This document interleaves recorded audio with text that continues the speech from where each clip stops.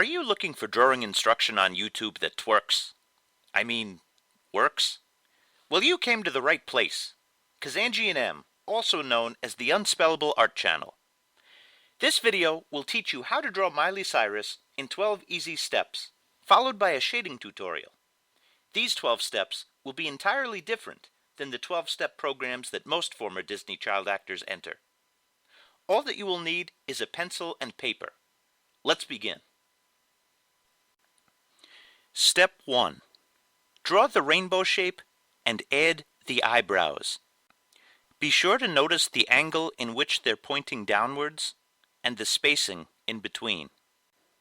Step 2. Add the two rainbow shapes below the eyebrows.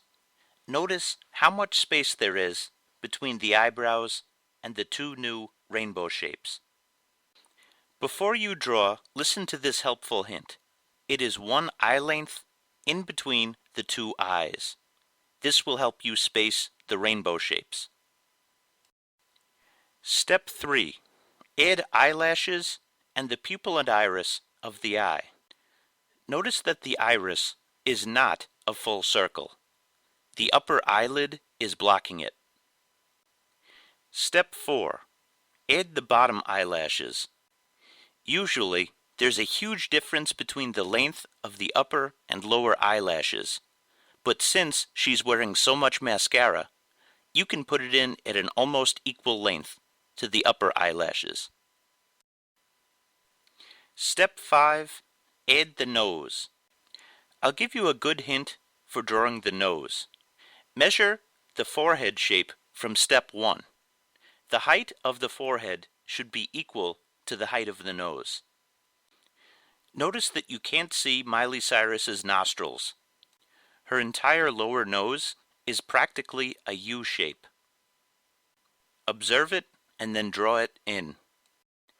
Step 6 might seem tricky, but I'm going to give you a really good hint. Once again, measure the length of the nose. The length of the nose should be equal to the bottom of the nose to the chin.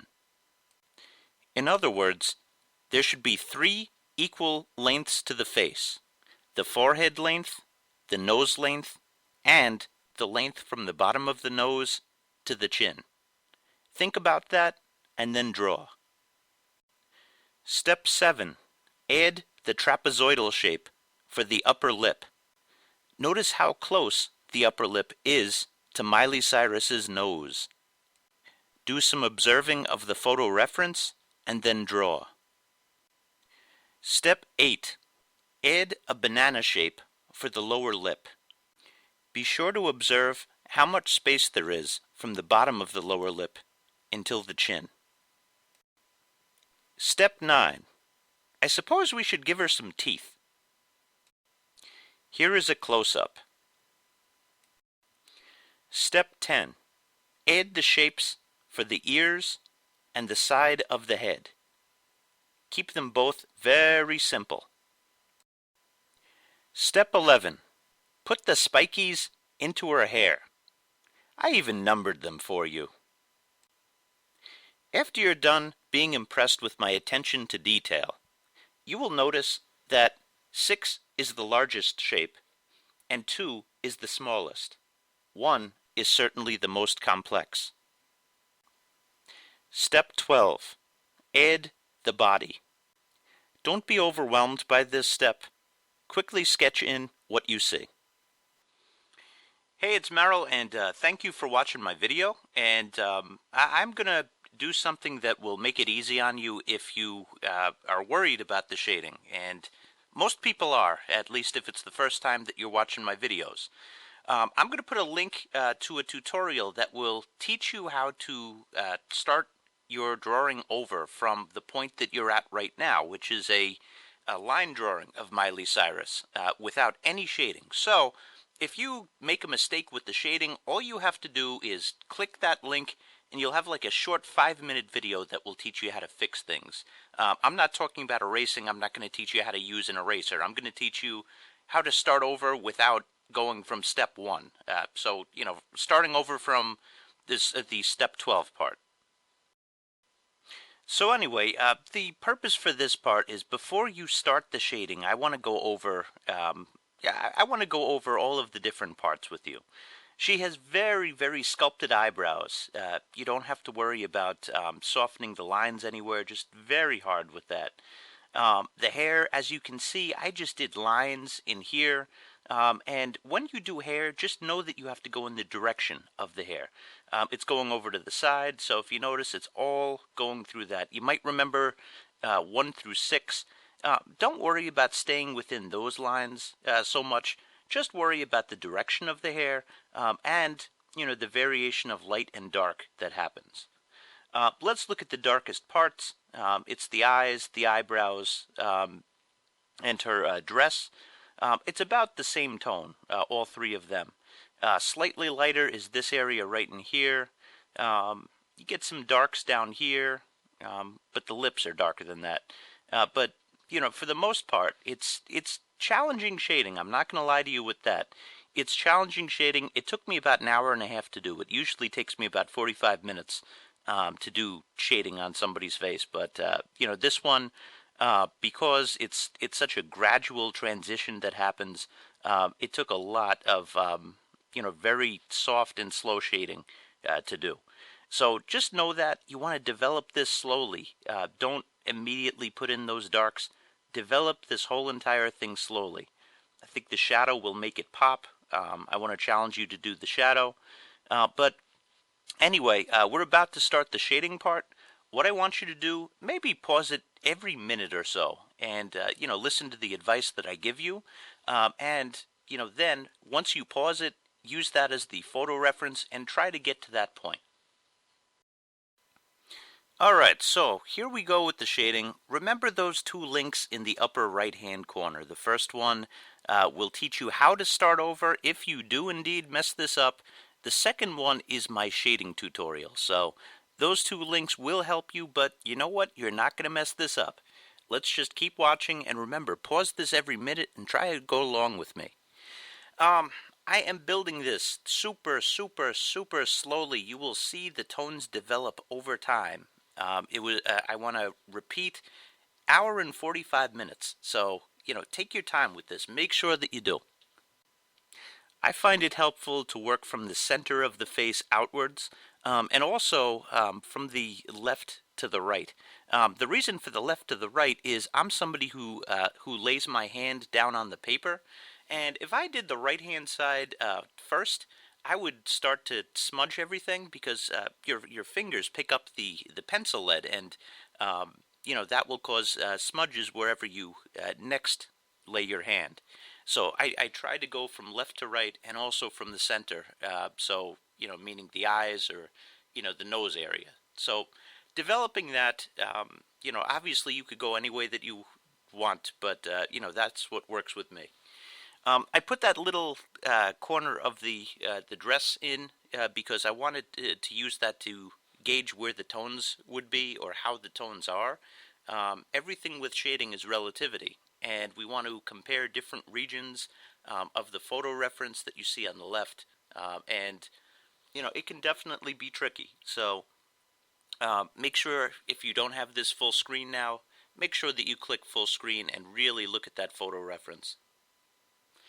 The nose, the bottom of the nose has some shading. Just know that you don't want to shade it as dark as, as the eye. Use those eyes as a benchmark. I'm sure she's wearing those press-on eyelashes.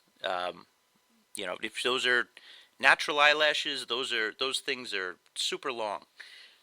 But she's definitely wearing some dark mascara that matches her dress. I'm trying to put in a dark section now, but it's not going to be nearly as dark as the eyes. So, that area of the chin where it, or the jawline, where it starts to turn, that's going to be dark, not going to be as dark as the eyes. I'm looking that I numbered the hair. I'm kind of laughing at that. At this point, just erase those. You'll see me do that a little bit later, but that's just to get the shapes in. The teeth, don't go too dark in between the teeth. You want to leave indications at the top and at the bottom of the teeth, but if you notice, the lines that I have in between the teeth they are not dark at all. So you want to be soft with that.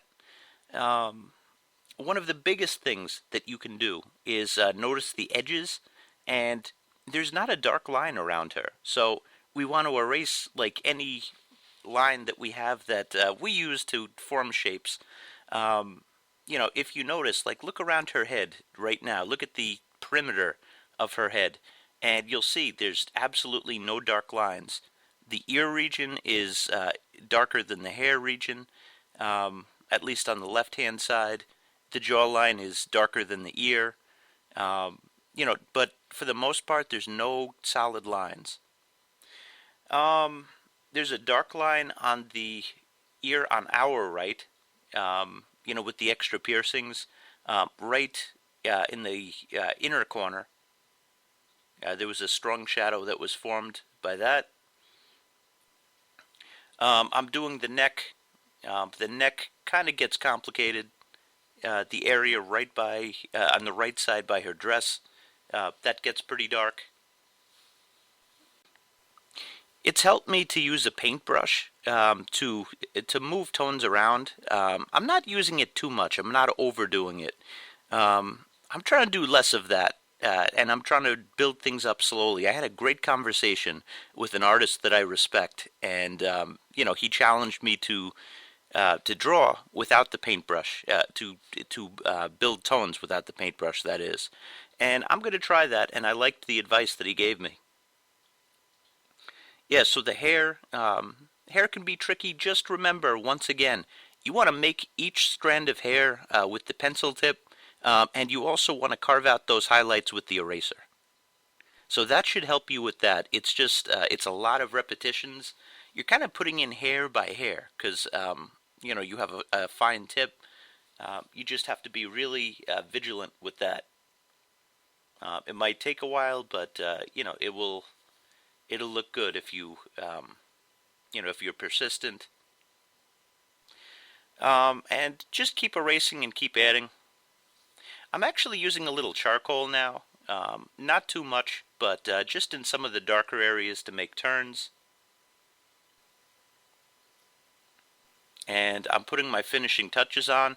For the most part, I used a HB pencil, which is a number 2 pencil for this, but I put finishing touches with a 2B pencil, and I didn't go any darker than that.